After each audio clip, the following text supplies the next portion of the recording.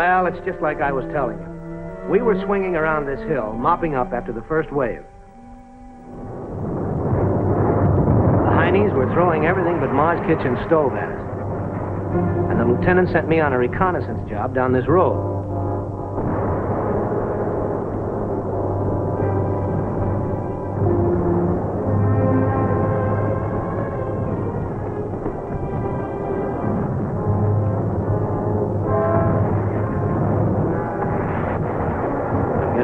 Fine when this Heine comes along. We see each other about the same time, and we both hit the dirt fast. I fall with my rifle under me.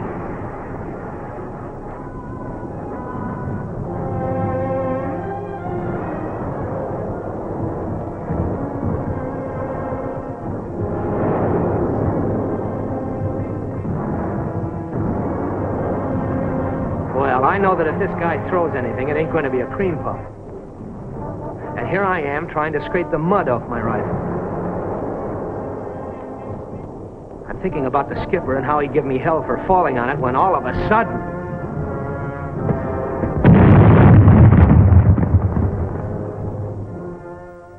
They know what they're talking about when they tell you to keep your rifle out of the mud and how to keep it up when you fall. I got off lucky that time.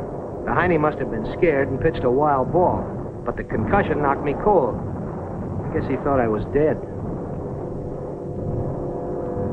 Ma wrote me that you joined up, and it made me feel kind of proud, kid.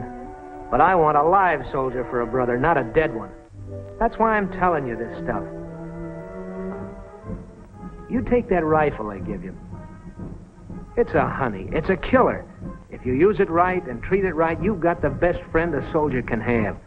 But if you don't know how to handle it, or if you start kicking it around, it's going to let you down just when you need it plenty. I remember when I was in the replacement center. They gave me a rifle. So what? You point the damn thing and it goes bang, and that's all there is to it. It gave me a pain the way the non-coms used to hammer away on this preliminary stuff. I wanted to get out and kill some Germans and Japs.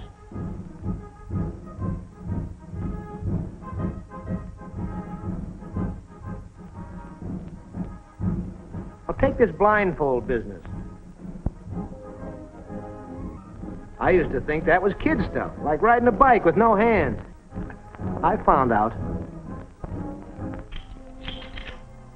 We were in rest billets one night, and I was cleaning my rifle after 2 days of pretty tough going. So I said to the Sarge, Sarge, I don't like drinking out of a river, but that canteen of mine just won't hold enough water. You'd think that'd have shut him up, but it didn't. No wonder you had a bellyache last night. I wish I could get this damn thing back together.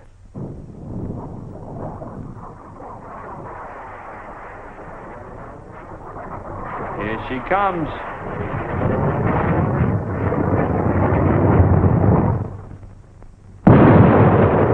There she went. Okay, you guys, on your feet, outside. Hey, yourself that light. Yeah, we were moving out. And me with the guts of my rifle all over the bench. So you see, that blindfold business wasn't kid stuff. There's a reason for everything in the Army.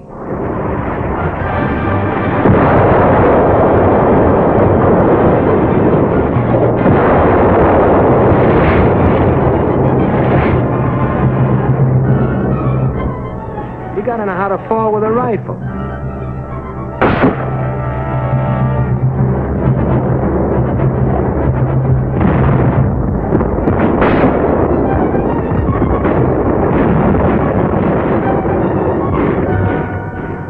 How to lay it down right to keep it clean. Those things aren't just something else to learn. They're how to save your life.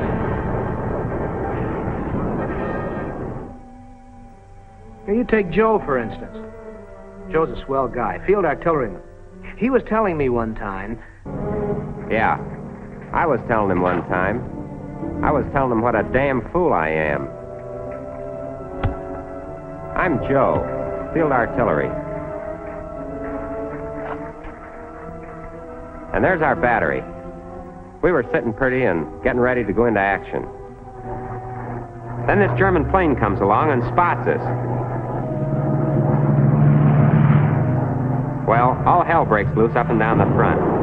And right off the bat, we get orders to load up and move.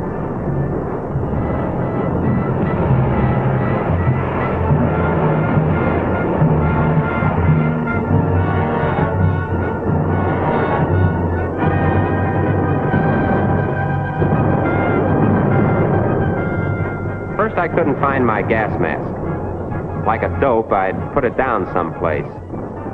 You know the place.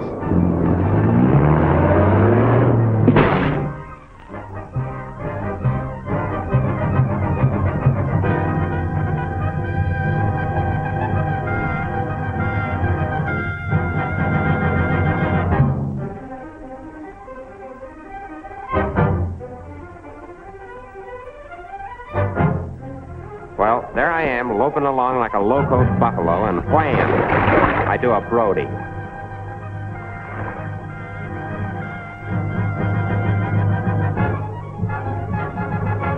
Naturally, the guys all laugh, and I'm mad as hell. The sergeant don't help any. First thing he says is, clean up that rifle. Not, how are you, Joe, or did you hurt yourself? Just clean up that rifle.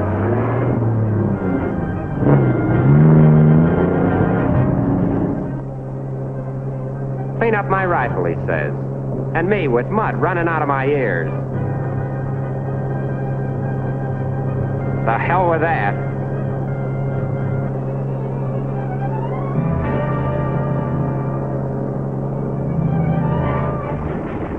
So anyway, we get the battery into the new position.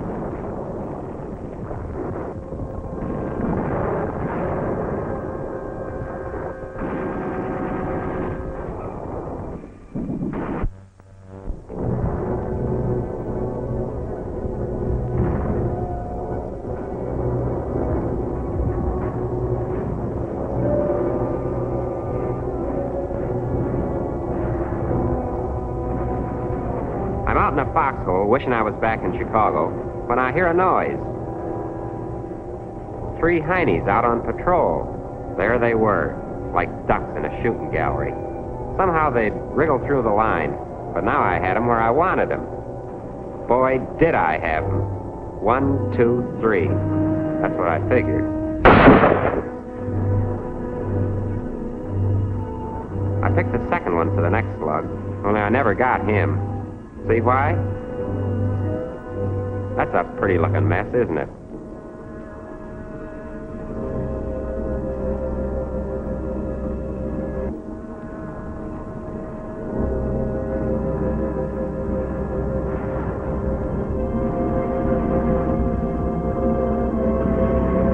I know what the sergeant was talking about now.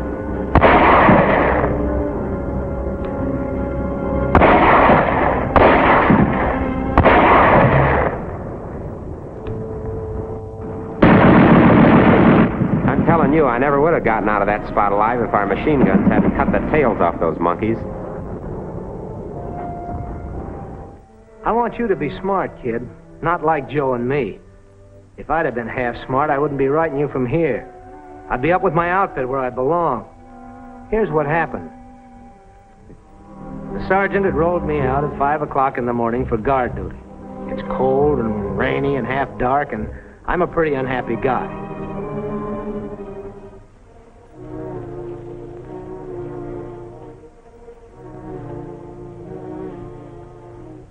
I knew that rain wasn't doing my rifle any good. I got to thinking about Joe and how he snafu'd his detail, and I figured I'm not going to get caught that way.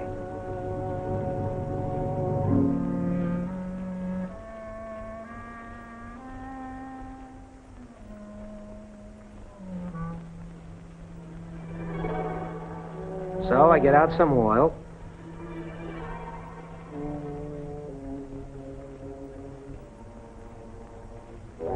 And I pour it down the barrel.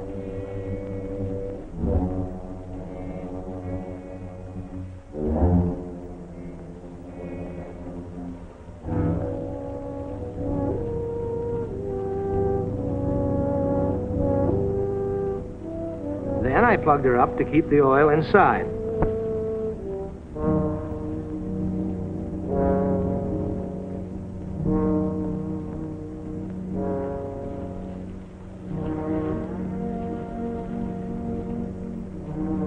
Okay, I guess you're ahead of me right now. But here's how it was. I'd been out there a long time, and I was getting pooped.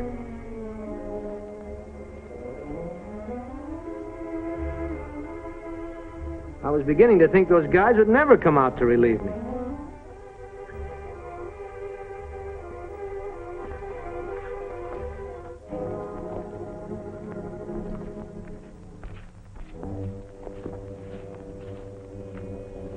Okay, Hennessy. Go back and get yourself some Java. And get dried off. You know, Corporal, what this outfit needs is an all-night dog wagon. Go on. Fresh air's good for a guy like you. Yeah, I know. Make a man out of it. It's a 109. Let him have it.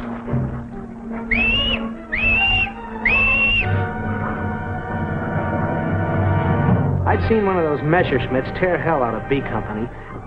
I drew a bead and tracked him. The plug in my barrel? Hell, I forgot about that. This was the long shot that might pay off. Squeeze the trigger like they told you. Slow. Don't jerk. That's it.